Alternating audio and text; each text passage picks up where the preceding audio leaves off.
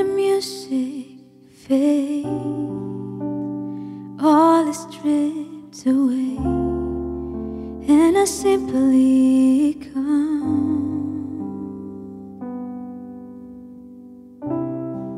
I'm longing just to breathe something that's of worth that will bless your heart.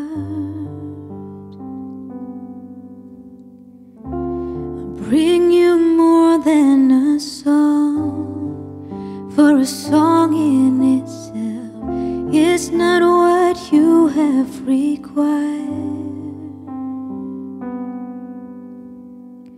You search much deeper within, through the way things appear. You're looking into my heart. I'm coming back to the heart of worship, when it's all about you. It's all about you, Jesus. I'm sorry, Lord, for the things I've made it. When it's all about you, it's all about you, Jesus. Oh, it's all about you.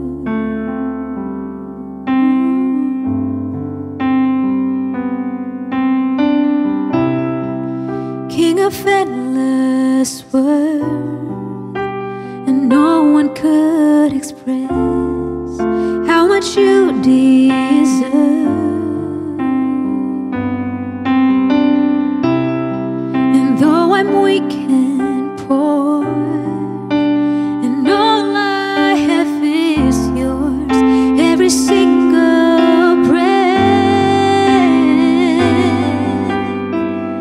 I'll bring you more than a song, for a song in itself, it's not what you have required. Search much deeper within, from the way things appear. You're looking into my heart. I'm coming back to the heart of worship, when it's all about you. It's all about you, Jesus. I'm sorry, Lord, for the things I've made it. When it's all about you, it's all about you, Jesus. I'm coming back to the heart of worship, when it's all about you. It's all about you, Jesus. I'm sorry, Lord, for the things I've made it. When it's all about you, it's all about you, Jesus. Oh, it's all about you. All about you. It's all about you.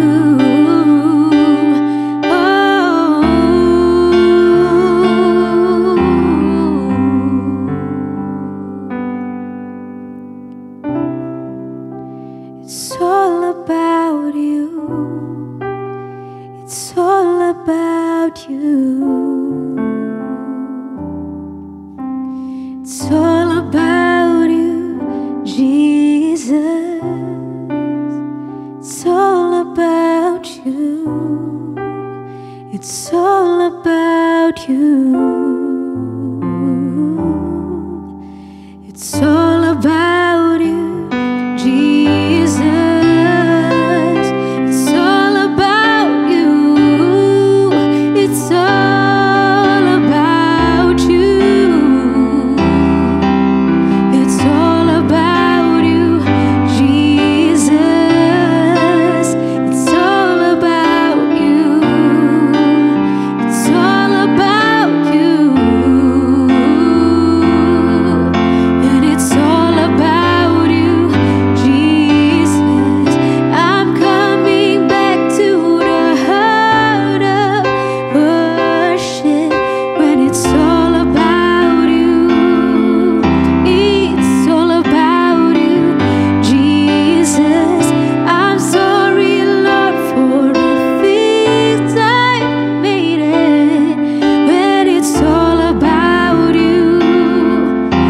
it's all about you, Jesus.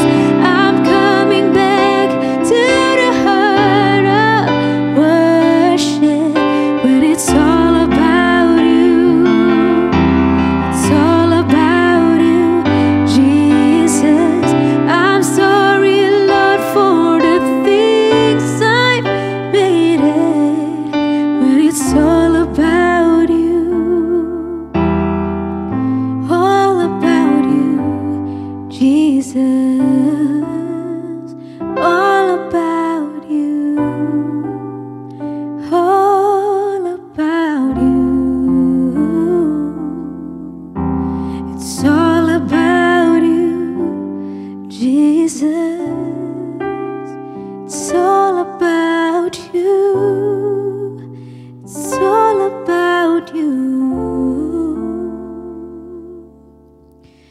All about you, Jesus.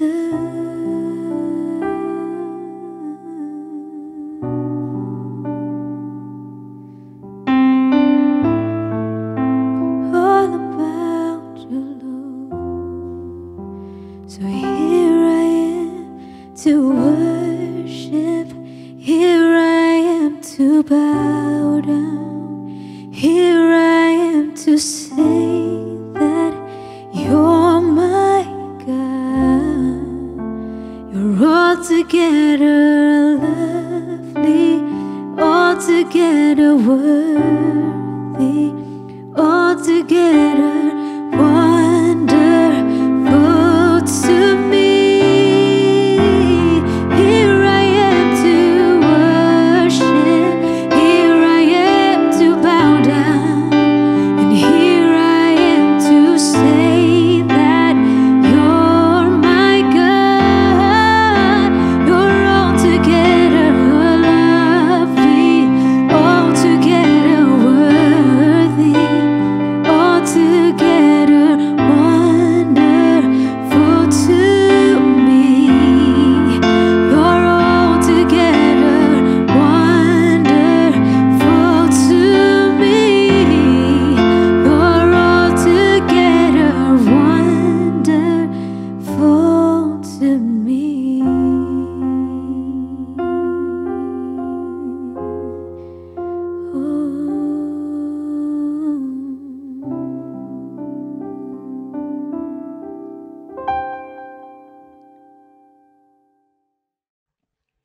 Shalom warga kerajaan Allah, tidak terlambat sepertinya kalau saya mengucapkan selamat tahun baru 2024, di mana tahun ini Bapak Gembala senior kita Bapak Timotius Arifin menetapkan sebagai tahun Kingdom Influence. Yang sebelumnya juga didapatkan kata Kingdom Infiltration yang artinya kalau bahasa sehari-hari saya bisa katakan merasuk yang luar biasa. Di mana ayat panduan yang diberikan adalah dalam Matius 13 ayat yang ke-33 saya bacakan.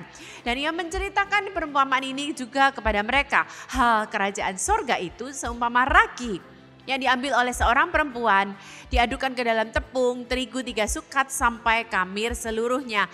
Saya mau garis besar aja menceritakan tentang membuat kue yang membutuhkan ragi. Dulu awal-awal saya enggak ngerti bikinnya, saya salah langkahnya. Di mana raginya saya jadikan satu dengan adonan. Setelah saya pelajari lebih lagi, langkah yang saya lakukan berbeda. Rupanya adalah seperti ini. Ragi ini, langkah pertamanya adalah dikasih gula, kasih air hangat, kemudian baru diaduk. Nah, rupanya kenapa dia bisa berkembang? Karena ragi itu adalah mikroorganisme yang sejenis dengan jamur, di mana dia bisa dihidupkan dengan cara seperti itu tadi, diberi gula, kasih air hangat, kemudian diaduk. Nah, setelah diaduk, dia pun perlu didiamkan dahulu, lebih kurang beberapa waktu, katakanlah sampai 30 menit. Nah, kemudian dia akan mengembang. Nah, yang mengembang ini awalnya kita sebut biangnya gitu ya. Nah, biang ini setelah ngembang baru dicampurkan dengan adonan. adonannya akan jauh lebih banyak. Katakanlah ya supaya simpelnya aja, kalau tepungnya 1 kilo kita perlu raginya mungkin hanya 1 sendok teh. Kemudian dibiangkan, dikembangkan, baru dicampurkan. Jadi langkah pertama yang perlu kita pelajari adalah untuk kita menjadi influence bagi banyak orang. Yang pertama adalah kita harus mengembangkan dulu, membuat biangnya dulu, baru setelah biang ini jadi dicampurkan dengan adonan yang begitu banyak. Nah, kalau bicara tentang membuat biang berarti kita sendiri dahulu nih, kita yang harus dikuatkan dari dalam supaya ketika kita kuat kita bisa menjadi berkat bagi banyak orang lain. Tapi untuk kita bisa menjadi kuat dan bertumbuh, pastinya kita semua juga harus melewati proses.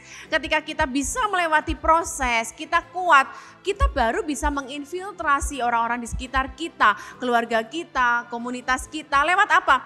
Perkataan kita. Mereka melihat kita, bagaimana respon kita ketika kita mengalami proses, melihat bagaimana perkataan kita, melihat bagaimana perbuatan kita sehari-hari. Dan tanpa sadar mereka akan melihat itu semua dan menjadi influence buat mereka. Yang pertama saya mau katakan tentang menjadi dikembangkan biang itu adalah ketika kita menghadapi tantangan kehidupan. Dan yang kedua, nanti kita akan bicara tentang ketika semua nyaman. Yang pertama kita akan belajar mengenai tantangan kehidupan dahulu. Baru-baru ini di akhir tahun 2023, Menteri Kesehatan menyatakan bahwa Indonesia ini darurat kesehatan mental. Dan di situ dituangkan juga bahwa 1 orang dari 10 orang yang ada di Indonesia ini menderita mental health, gangguan jiwa. Gangguan jiwa bukan berarti gila ya Bapak Ibu ya. Kita jangan berpikir terlalu simpel seperti itu. Katakanlah kita dalam sehari itu mengalami beberapa masalah bertubi-tubi, kebesokannya juga, mungkin bahkan 3 hari berturut-turut, apakah yang terjadi? Bisa dijadikan kita sudah stres, itu gangguan jiwa. Jadi Indonesia saat ini Menteri Kesehatan menyatakan sudah rawan darurat kesehatan mental. Kemudian saya bacakan juga beberapa data di akhir tahun bahwa terjadi banyak sekali pemutusan hubungan kerja atau PHK karyawan.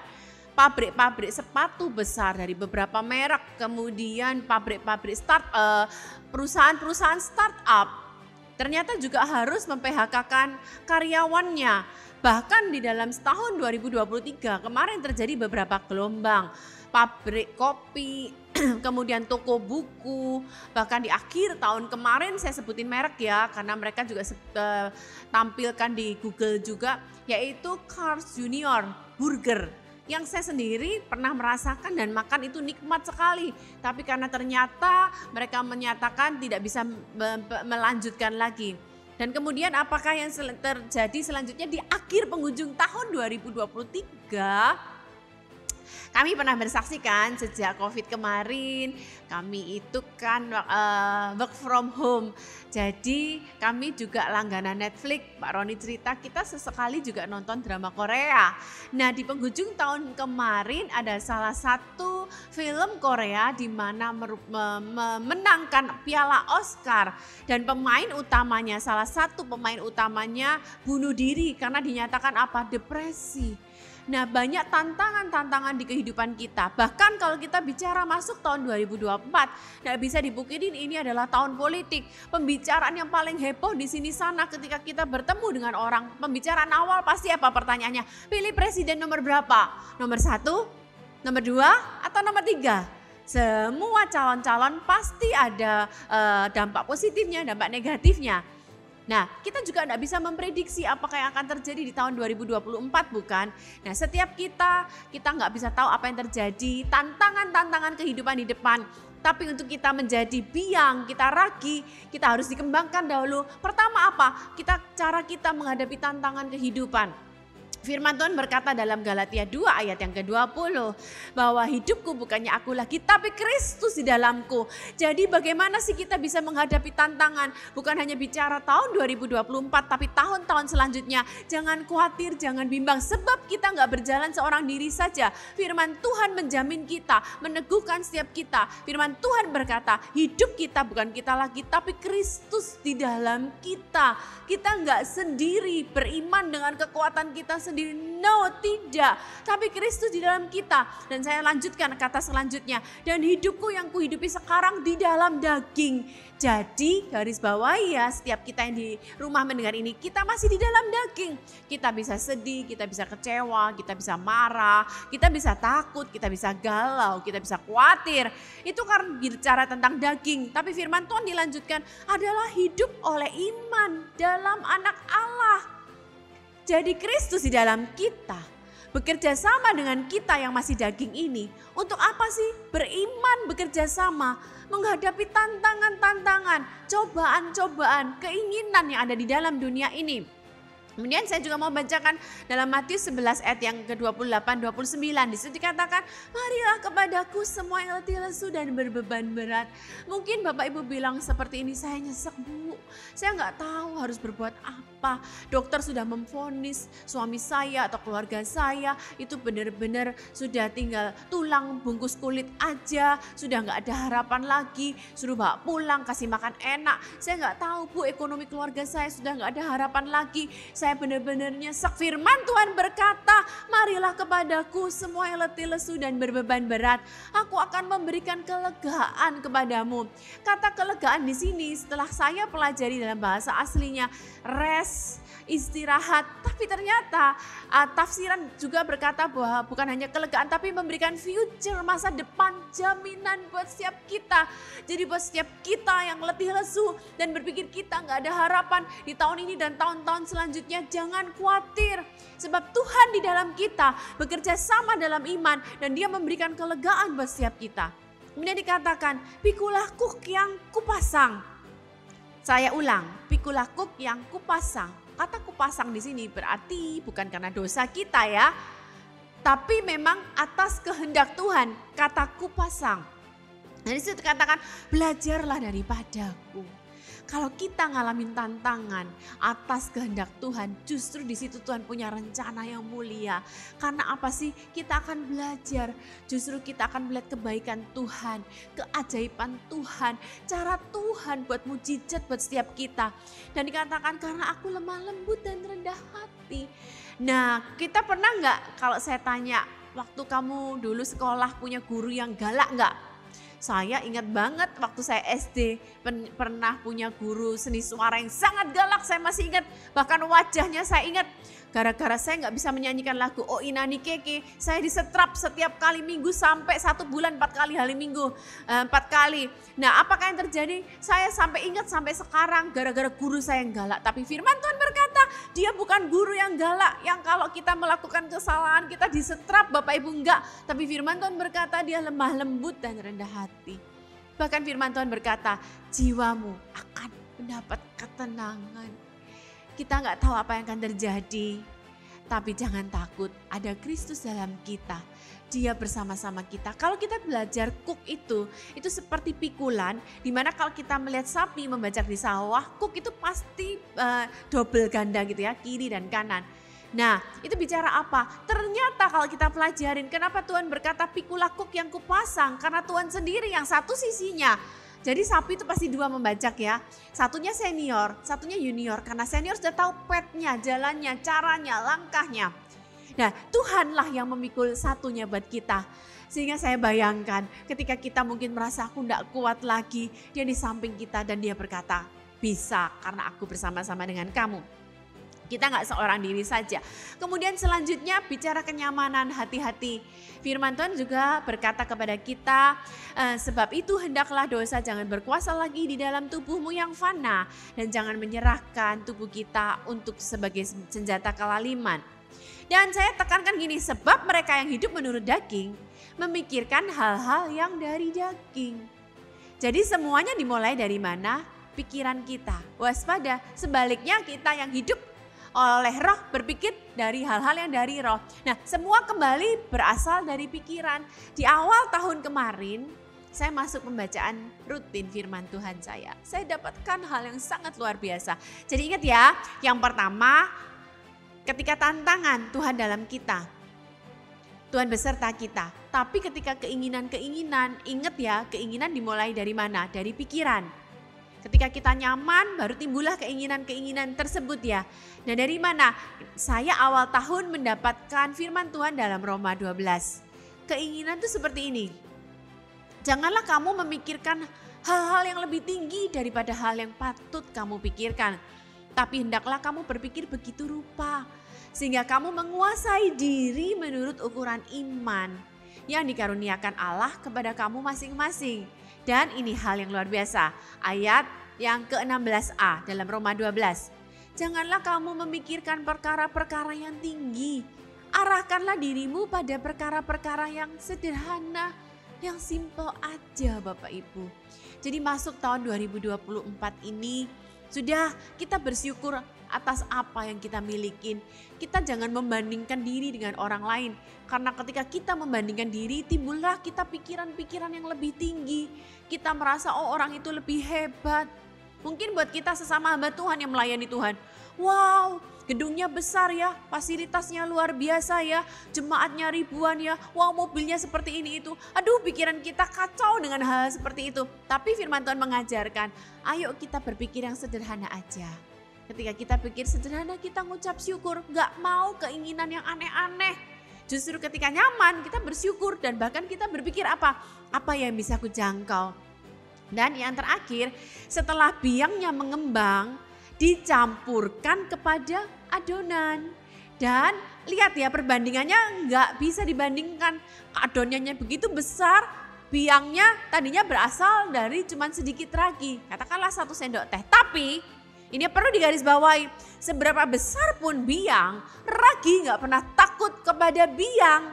Karena apa? Dia sudah diproses dan dia sudah mengembang dan dia pasti akan menjadi berkat bagi banyak orang. Nah sekarang waktunya kita mengembang dan jadi berkat bagi banyak orang. Aduh kita takut gimana ya? Jangan takut, sebab sekali lagi saya akan memberikan ayat dalam Kolose 1 ayat yang ke-26 dan yang ke-27. Rahasia ini yang tersembunyi dari abad ke abad dan dari turunan ke turunan. Jadi rupanya punya gosip, bukan gosip lah ya, ini rahasia yang tersembunyi. Biasanya ibu-ibu nih kalau dengar, aku ada berita, wah kita keburu-buru kepingin tahu berita apa ini. Cepet-cepet kepingin tahu. Nah firman Tuhan berkata di sini di dalam Kolose, Rasul Paulus menyatakan, aku punya rahasia. Dan rahasia ini sudah beribu-ribu tahun, berabad-abad tertutup. Tapi aku mau kasih tahu ke kamu sekarang loh. Apakah rahasia itu? Tetapi yang sekarang dinyatakan kepada orang-orang kudusnya, kepada mereka Allah mau memberitahukan betapa kaya, betapa mulianya rahasia itu di antara bangsa-bangsa lain. Yaitu Kristus ada di tengah-tengah kita. Kalau bahasa Inggrisnya, bahasa King James Version, Christ in you, di dalam kita. Kristus yang adalah pengharapan akan kemuliaan, hope of glory. Jadi sekarang kita sudah dibiangkan, kita mengembang. Dan sekarang Kristus di dalam kita, hope of glory. Jadi kita bisa menyatakan kemuliaan Allah karena kita sendiri diproses. Dan kita sendiri jadi berkat bagi banyak orang. Selamat kita menjadi berkat, menjadi kingdom infiltration. Yang merasuk menjadi rasa bagi sesuatu yang tadinya tawar, hambar. Tapi kita jadi berkat dan bahkan kingdom influence, kita akan menjadi dampak. Jangan takut ketika kita hadapi tantangan, Kristus dalam kita. Ketika kita menghadapi kenyamanan, ingat ya buat siap kita bahwa jangan berpikir yang terlalu muluk-muluk. Berpikir simpel aja, ngucap syukur. Dan ketika kita kuat, kita akan jadi dampak bagi banyak orang. Itu pun jangan takut. Karena Christ in you, the hope of glory. Tuhan Yesus memberkati. Mari kita berdoa. Kami bersyukur, terima kasih Tuhan. Karena Engkau di dalam kami gak takut Tuhan. Menghadapi apapun di muka bumi ini. Baik itu tantangan, baik itu cobaan, baik itu keinginan-keinginan. Dan kami pun akan menjadi infiltrasi, merasuk bagi banyak orang. Kami gak takut Tuhan. Walaupun kami gak seberapa. Firman-Mu berkata kekuatan kami gak seberapa. Tapi Engkau yang luar biasa di dalam kami. Sehingga kami akan menjadi dampak bagi banyak orang. Terima kasih Tuhan. Dalam nama Yesus kami berdoa. Amin. Tuhan Yesus memberkati. Selamat menjadi dampak bagi banyak orang.